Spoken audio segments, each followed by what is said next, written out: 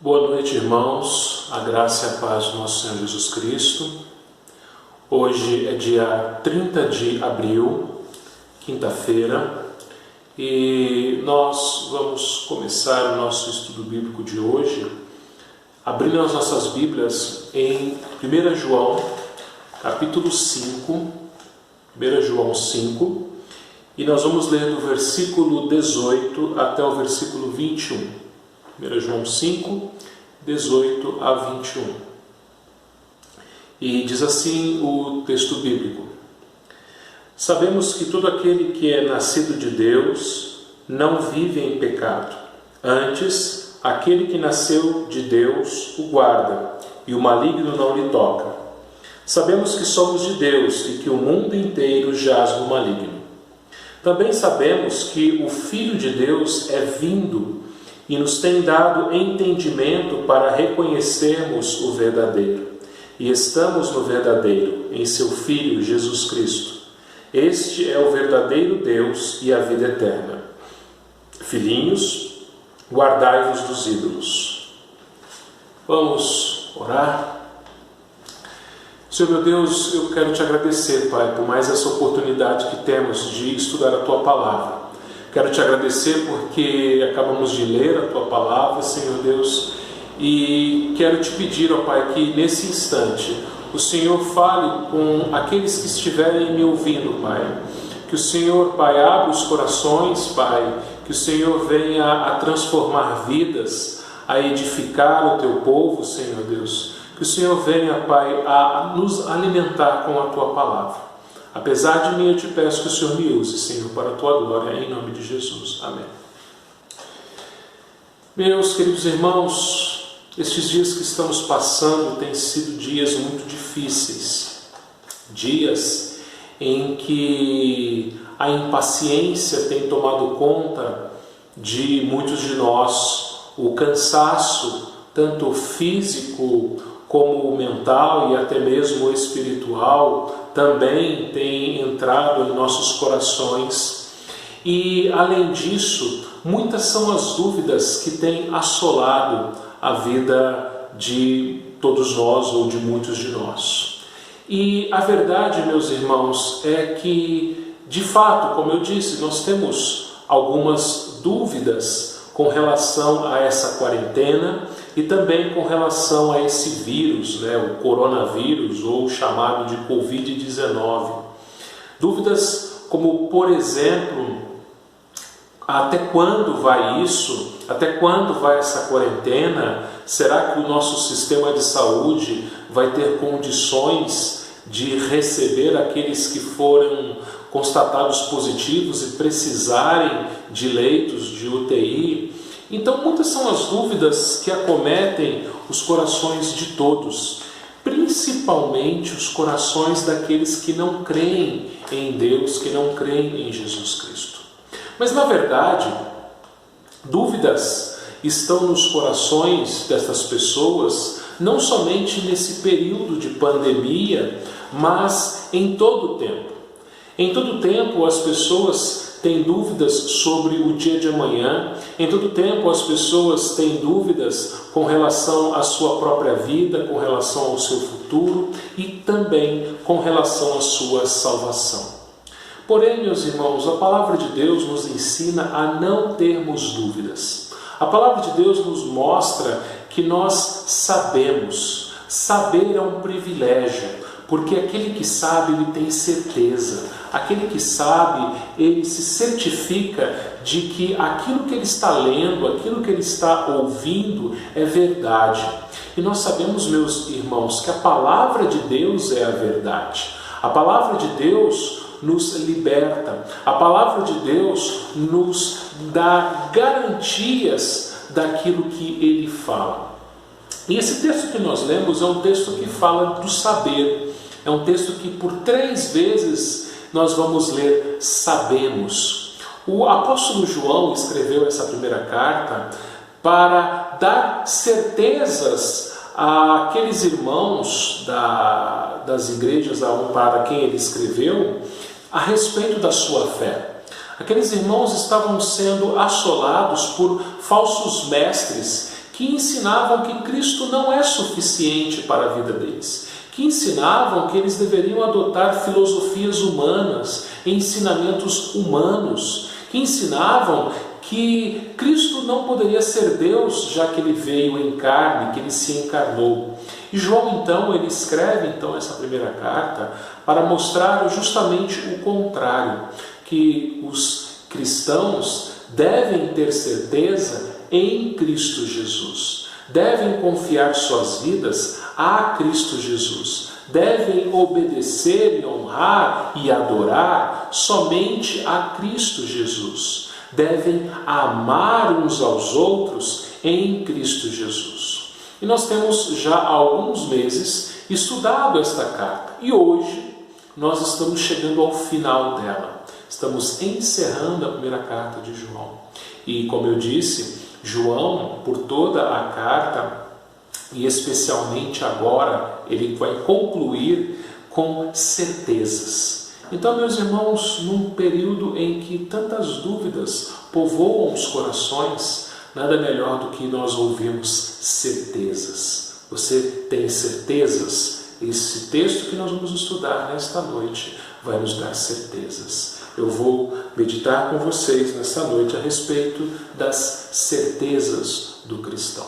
A palavra de Deus nos dá diversas certezas. Nós não vamos abordar cada uma delas, seria impossível isso agora. Mas esse texto que nós lemos vai nos dar 3 certezas. E a primeira delas é que nós temos a vitória sobre o pecado.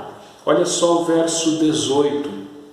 Sabemos que todo aquele que é nascido de Deus não vive em pecado. Somente a primeira parte do verso 18. Todo aquele que é nascido de Deus não vive em pecado.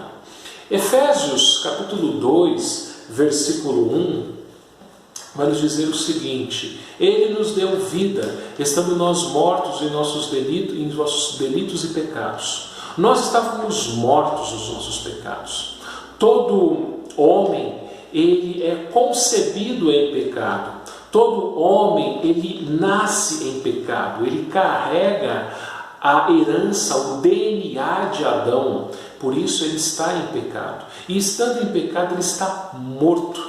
Ele não tem vida espiritual. E somente Cristo Jesus é que pode dar vida.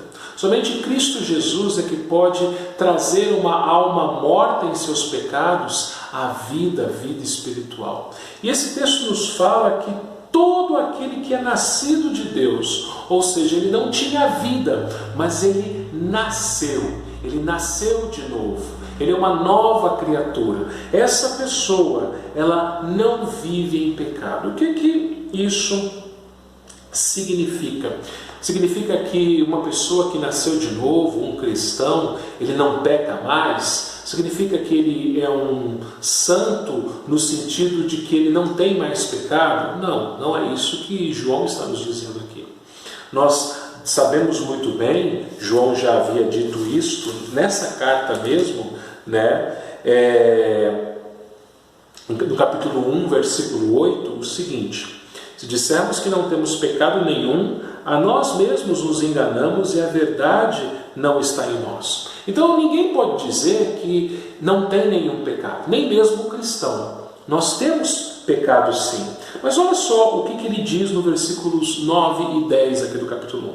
Se confessarmos os nossos pecados, ele é fiel e justo para nos perdoar os pecados e nos purificar de toda injustiça. Se dissermos que não temos cometido pecado, fazemos-lo mentiroso e a sua palavra não está em nós. E agora o capítulo 2, verso 1. Filhinhos meus, estas coisas vos escrevo para que não pequeis. Se todavia alguém pecar, temos advogado junto ao Pai, Jesus Cristo, o justo. Então veja, o cristão, ele é um pecador sim, mas o cristão é um pecador que não deve pecar. Ninguém deve pecar, para falar a verdade. Mas o cristão, ele sabe que o seu pecado ofende a Deus. E o pecado na vida do cristão, diferentemente do não cristão, ele é um acidente. O pecado na vida do cristão, ele é um acidente de percurso. Ele não é algo constante, ele não é algo permanente, mas é algo que acontece de vez em quando. E quando acontece o pecado na vida do cristão, o que ele deve fazer? Ele deve confessar o seu pecado. Ele deve pedir perdão a Deus pelo seu pecado. O texto lá de Provérbios capítulo 28, versículo 13, Provérbios 28, 13, vai nos dizer o seguinte, Provérbios 28, 13. O que encobre as suas transgressões jamais prosperará, mas o que as confessa e deixa alcançará misericórdia. O cristão é aquele que às vezes transgride a lei de Deus, às vezes ele peca, mas ele não esconde. E quando ele esconde, aquilo vai corroendo a sua vida, aquilo vai o prejudicando. Davi, ele escrevendo o Salmo 32, ele vai dizer o seguinte: enquanto calei os meus pecados, envelheceram os meus ossos. Quando você não confessa o pecado, quando você guarda o seu pecado, quando você pensa que você está escondendo o seu pecado de Deus, você é o maior prejudicado. Por isso, nós entendemos que quando pecamos, nós devemos correr até o trono de graça e entregar o nosso pecado na confiança de que Jesus Cristo já pagou pelo nosso pecado, por cada um deles, e pedir perdão a Ele. Nós sabemos que nós não vivemos em pecado. Nós vimos na semana passada que nós devemos orar uns pelos outros, e João nos alertou que que nós devemos orar pelos nossos irmãos que estão em pecado. Mas se nós soubermos de alguém que cometeu o pecado para a morte, por essa pessoa João nos diz a nós não orarmos. E só relembrando, o que é o pecado para a morte? O pecado para a morte é a rejeição consciente do Senhor Jesus Cristo. É quando uma pessoa ela vai para a igreja, ela frequenta a igreja, às vezes ela pode até exercer cargos na igreja, mas quando ela abandona conscientemente o Senhor Jesus Cristo, ela faz aquilo sabendo que ela está fazendo, ela cometeu o pecado para a morte, ela abandonou a Cristo, ela não retorna mais. É diferente do cristão. O cristão, quando ele ofende ao seu Senhor, ele cai em si e confessa o seu pecado.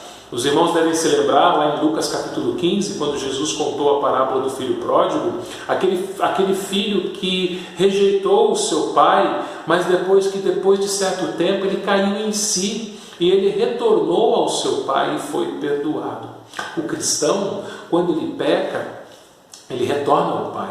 O cristão, quando ele peca, ele confessa o seu pecado, ele não comete o pecado para a morte. Ele agora é uma nova criatura. Romanos capítulo 6, versículos 1 até o 4, vai nos mostrar justamente isso, que agora que nós somos novas criaturas, novas pessoas, a nossa vida não é mais marcada pelo pecado. Romanos 6,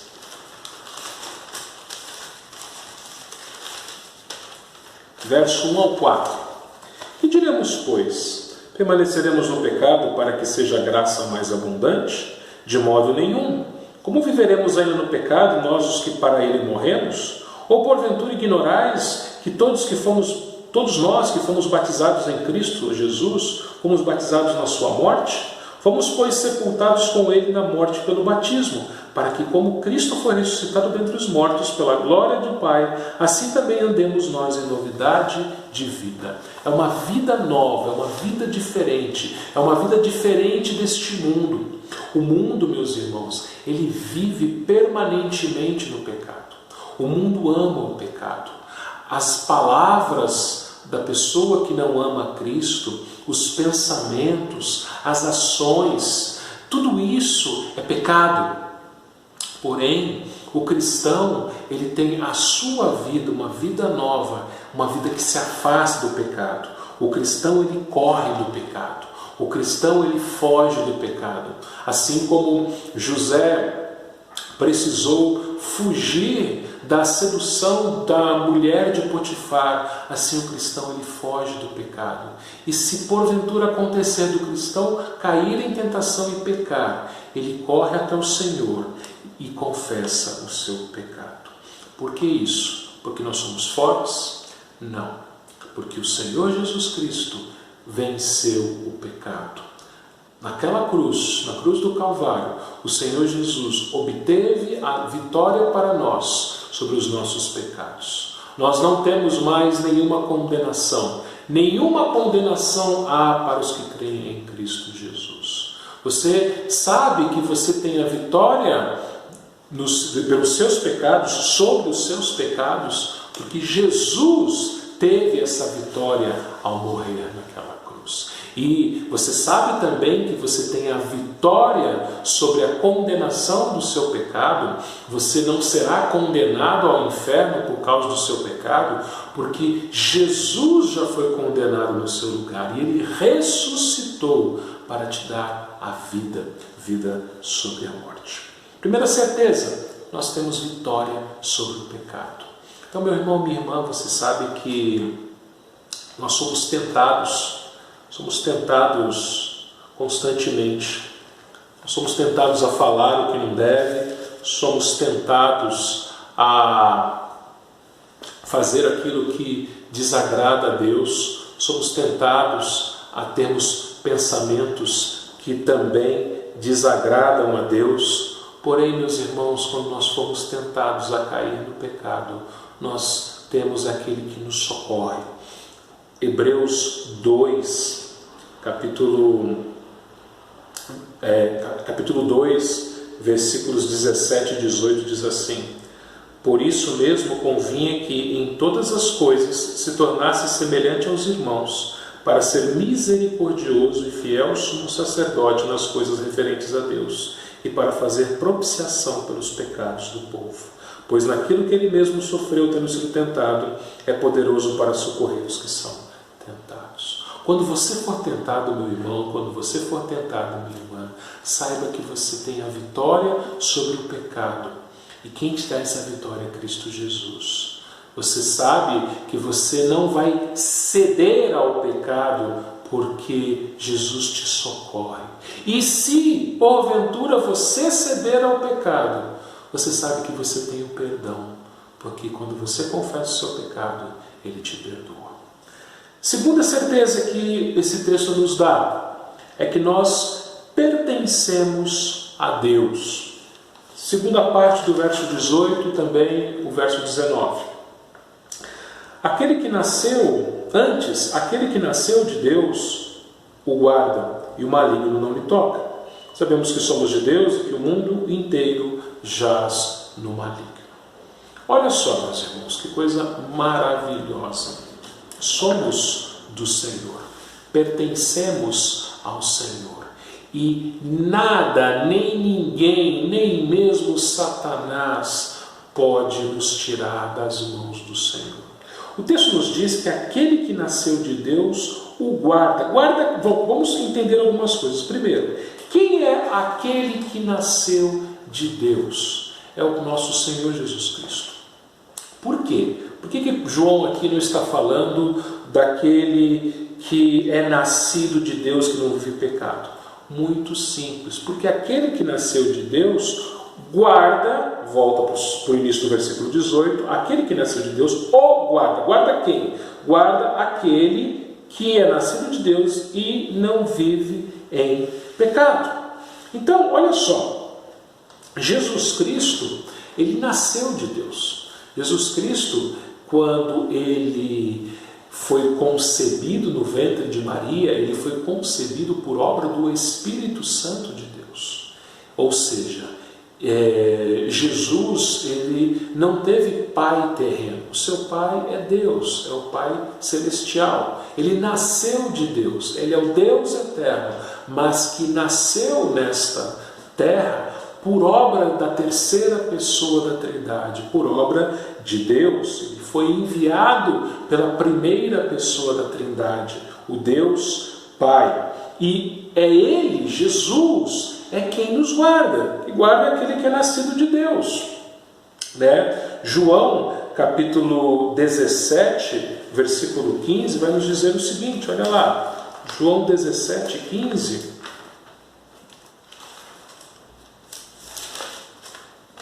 Jesus, na sua oração sacerdotal, ele disse o seguinte: não peço que os tires do mundo, e sim que os guardes do mal. Jesus Cristo, ele antes de ser preso, condenado e crucificado e morto, Jesus orou pelos seus discípulos, orou por aqueles 11 e também orou por nós, aqueles que vieram a crer nele. E o que Jesus pediu? Pediu a Deus que Deus não nos tirasse do mundo. Nós estamos no mundo, estamos sujeitos a vírus, estamos sujeitos a doenças, estamos sujeitos a problemas financeiros, econômicos, estamos sujeitos a muitos dos males que existem neste mundo. Mas Deus nos guarda, Deus nos protege e, principalmente, Deus nos guarda de pecarmos contra Ele. Essa doutrina é chamada de perseverança dos santos. E nós entendemos que quem persevera pelos santos é Deus. Nós não perseveramos através das nossas próprias forças, mas nós perseveramos por intermédio do Espírito Santo de Deus, que cuida de nós e que nos fortalece. Lá em João, novamente, Evangelho de João, capítulo 6, versículo 37, João 6, 37, nós lemos assim: todo aquele que o Pai me dá, esse virá a mim, e o que vem a mim, de modo nenhum o lançarei fora. Ou seja, se você veio até Jesus Cristo, se você está nas mãos do Senhor Jesus Cristo, de modo nenhum Ele vai te abandonar. De modo nenhum Ele vai te lançar fora, Ele vai te jogar fora. De jeito nenhum. Por quê? Porque você é dele. João, novamente, capítulo 10, versículo 28. Olha lá, João 10, 28.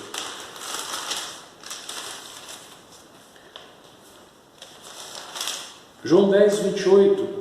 Eu lhes dou a vida eterna, jamais perecerão, e ninguém as arrebatará da minha mão. Bom pastor, falando a respeito das suas ovelhas, ele diz: jamais perecerão.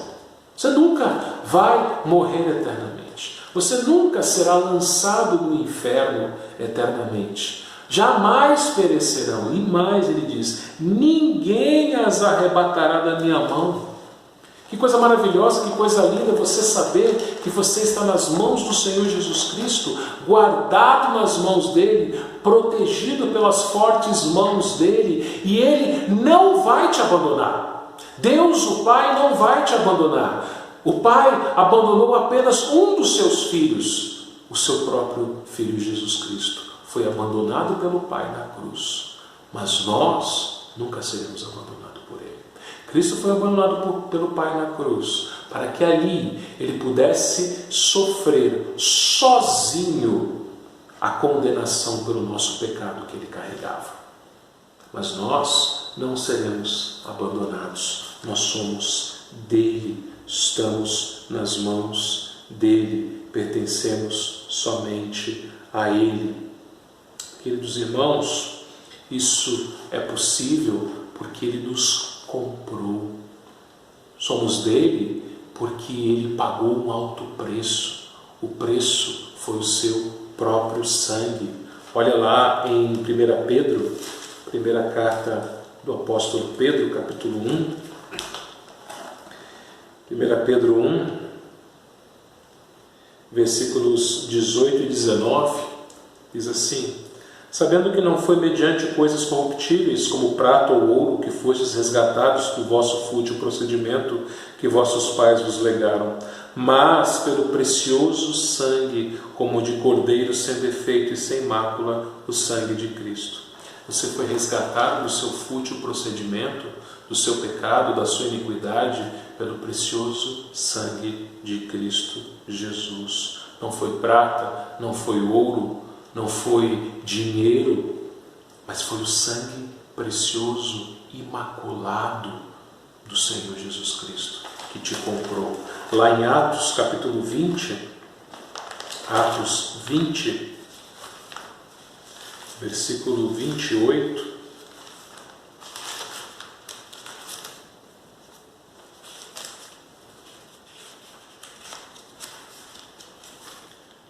Atos 20, 28.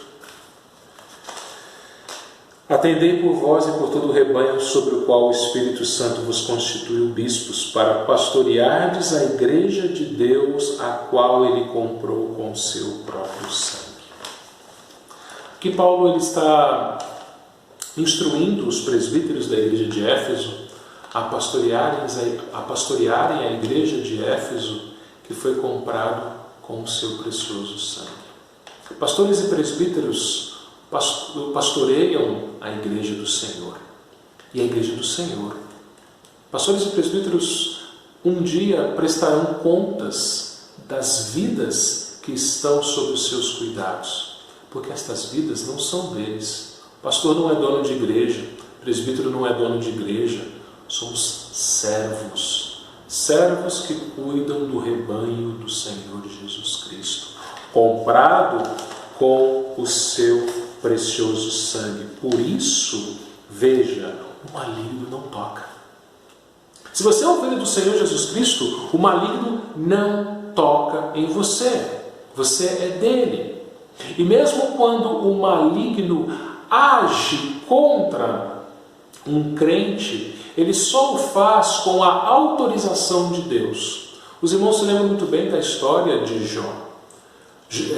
Satanás ele colocou a mão sobre Jó, mas só colocou com a autorização de Deus, e ele não teve a autorização de tirar a vida de Jó. Satanás ele tirou os filhos de Jó, tirou os bens de Jó, tirou a saúde de Jó, mas não tirou a vida dele. Por quê? Porque Deus colocou o limite sobre Satanás. E Satanás ele não pode possuir um crente. Se uma pessoa fica endemoniada, ela não é convertida. Por quê? Porque um crente verdadeiro, ele tem o Espírito Santo. Ele é possuído, ele é a habitação do Espírito Santo. Então, o Espírito Santo sendo Deus, não tem condições de Deus e Satanás estarem no mesmo corpo. Se uma pessoa pertence a Deus, é a habitação do Espírito Santo, Satanás nunca vai possuir essa pessoa, jamais vai possuir esta pessoa, mas pelo contrário, ela pertence a Deus. Por isso, no versículo 19 ele diz: sabemos que somos de Deus. Você é de Deus, você sabe, tem certeza disso, e que o mundo inteiro jaz no maligno. Existem apenas dois reinos, existem apenas dois tipos de pessoas: aqueles que pertencem a Deus e aqueles que pertencem a Satanás. E aqueles que pertencem a Deus são tentados por Satanás, sim. O diabo ele anda como um leão em derredor procurando alguém para tragar. 1 Pedro capítulo 5, versículos 8 e 9 vão nos dizer isso. 1 Pedro 5, 8 e 9: sede sóbrios e vigilantes, o diabo, vosso adversário, anda em derredor como um leão que ruge procurando alguém para devorar. Resistis firmes na fé, certos de que sofrimentos iguais aos vossos estarão se cumprindo na vossa irmandade espalhada pelo mundo. O diabo ele tenta nos atacar de tudo quanto é forma, mas nós resistimos. Essa é a grande diferença. Por isso que nós não somos como o restante do mundo. O cristão não é como o restante do mundo. Por quê? O restante do mundo, ele jaz no maligno. O que significa essa palavra jaz? Significa o seguinte, significa que o mundo sem Cristo, ele está passivamente nas mãos do diabo. Jaz no maligno significa que as pessoas sem Cristo, elas não lutam contra Satanás, elas não fogem de Satanás, elas não resistem a Satanás. Pelo contrário, elas se entregam a Satanás, elas se entregam aos seus pecados, aos seus prazeres, elas se entregam àquilo que elas amam fazer, aos seus vícios, às suas preferências, elas se entregam aos prazeres deste mundo, elas se entregam aos seus próprios desejos, elas se entregam elas se entregam àquilo que o próprio apóstolo João nos disse a não fazermos, né? a não nos entregarmos à concupiscência da carne, à concupiscência dos olhos, à soberba da vida. Essas pessoas, elas se entregam passivamente. O cristão não. O cristão, ele foge. O cristão, ele resiste. O cristão, ele sabe que por mais que o diabo o ataque, ele não pertence ao diabo, ele pertence a Deus. E por isso, ele sabe que o diabo não tem vitória sobre ele.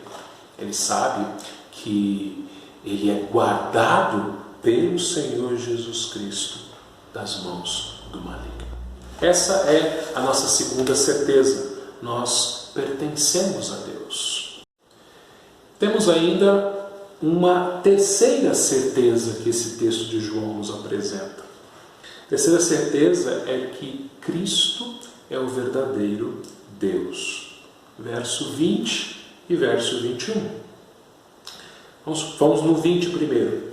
Também sabemos que o Filho de Deus é vindo e nos tem dado entendimento para reconhecermos o verdadeiro. E estamos no verdadeiro, em seu Filho Jesus Cristo. Este é o verdadeiro Deus e a vida eterna. Ele vai dizer, também sabemos que o Filho de Deus é vindo. Os falsos mestres que tentavam ensinar aqueles irmãos a quem João escreveu, eles atacavam a ideia de que Jesus também era homem.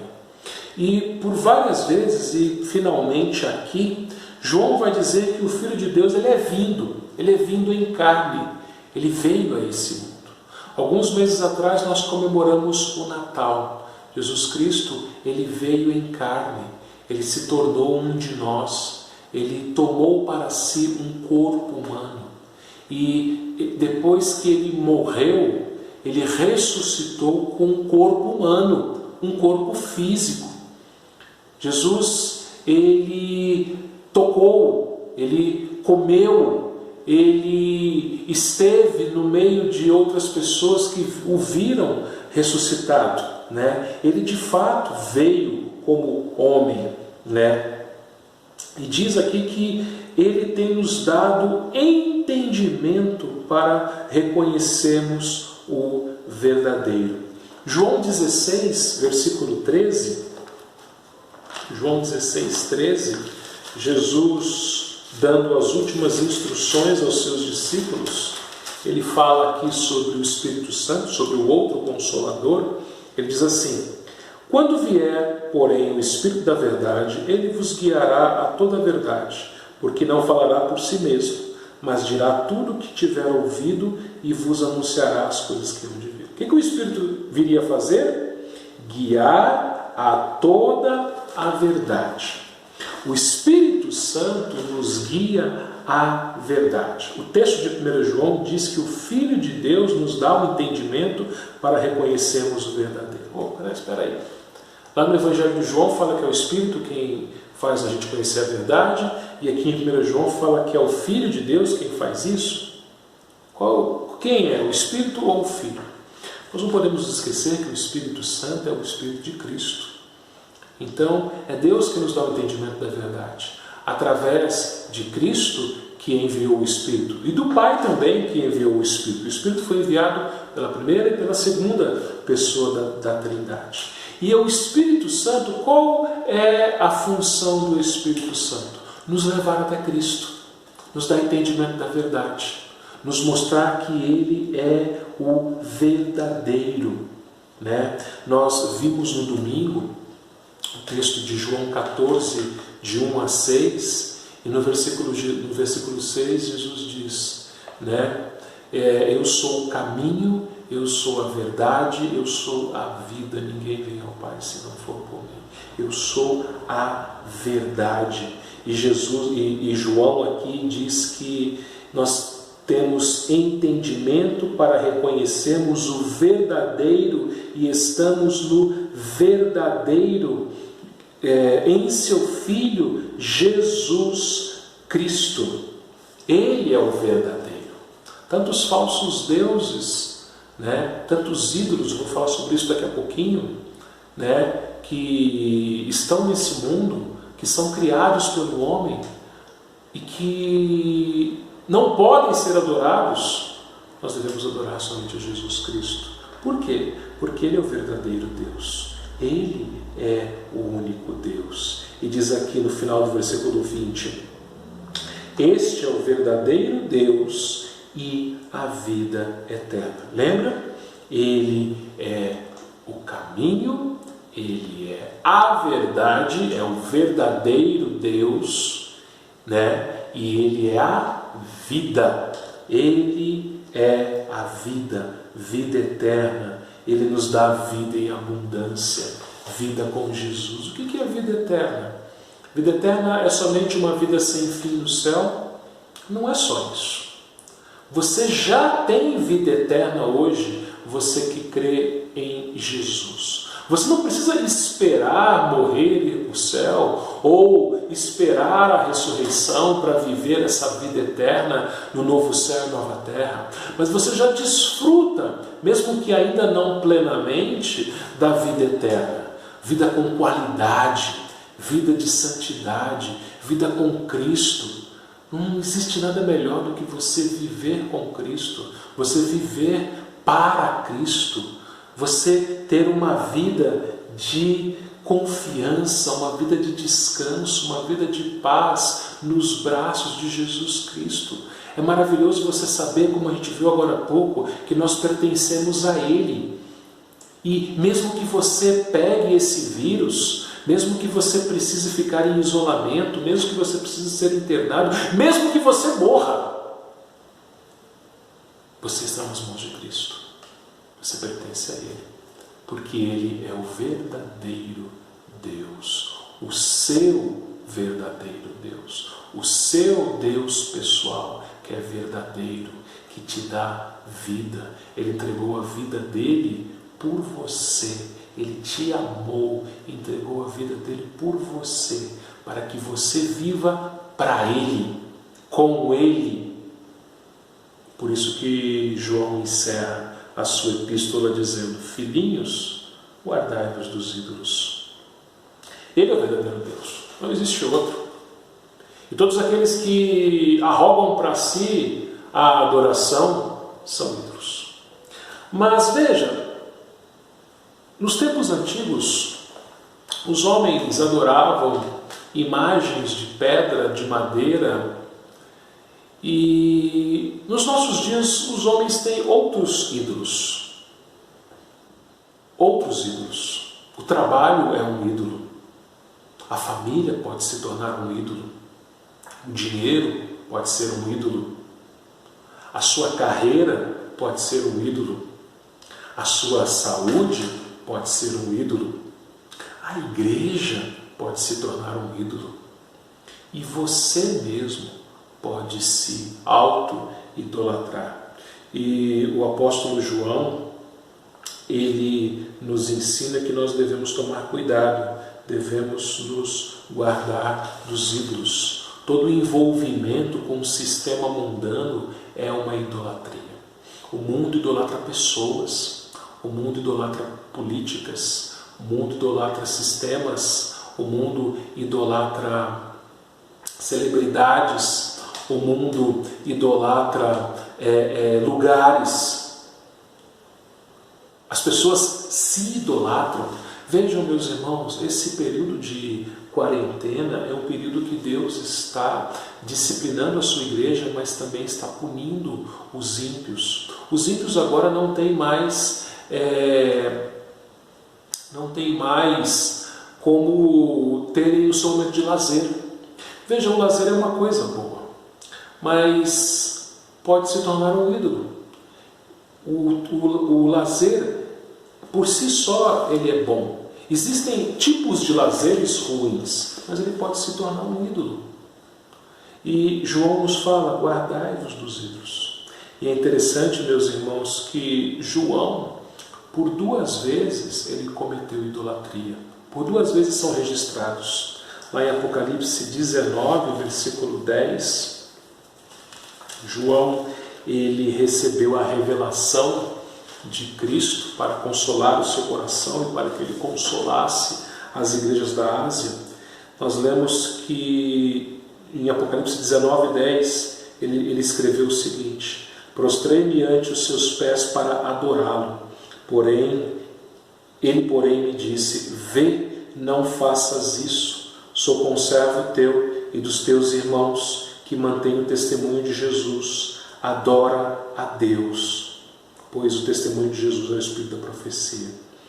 O anjo que estava perto de João então se prostra diante daquele anjo para adorá-lo. E o anjo não aceita a adoração. Ele diz: adora a Deus. E lá no capítulo 22, mais uma vez, 22, 8 e 9, eu, João, ele fala, eu mesmo, João, sou quem ouviu e viu estas coisas. E quando as ouvi, prostrei-me ante os pés do anjo que me mostrou estas coisas para adorá-lo.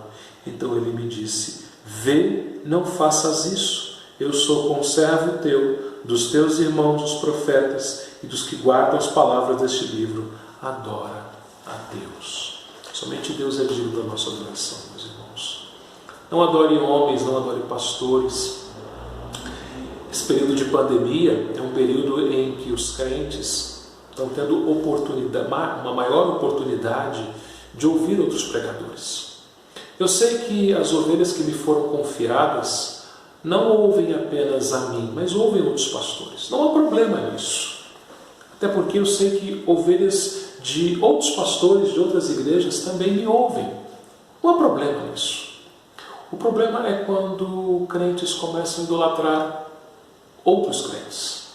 Começam a idolatrar pregadores. Começam a idolatrar pessoas. Começam a idolatrar a si mesmos. Começam a idolatrar o seu trabalho, a sua família, as suas coisas, até mesmo a igreja.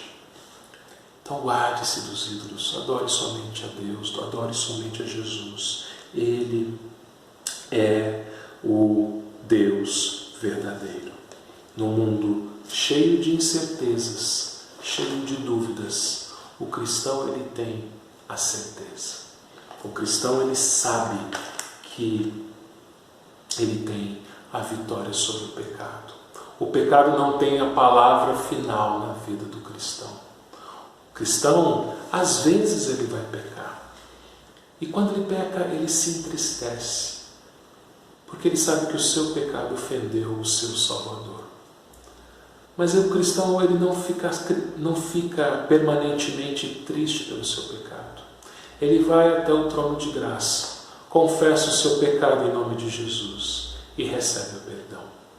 O cristão, ele sabe também que ele pertence a Deus. O maligno não tem poder sobre ele. O maligno não o toca.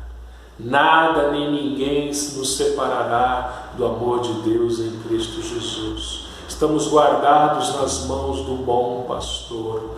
De modo nenhum ele vai nos lançar fora. Durma com esse consolo.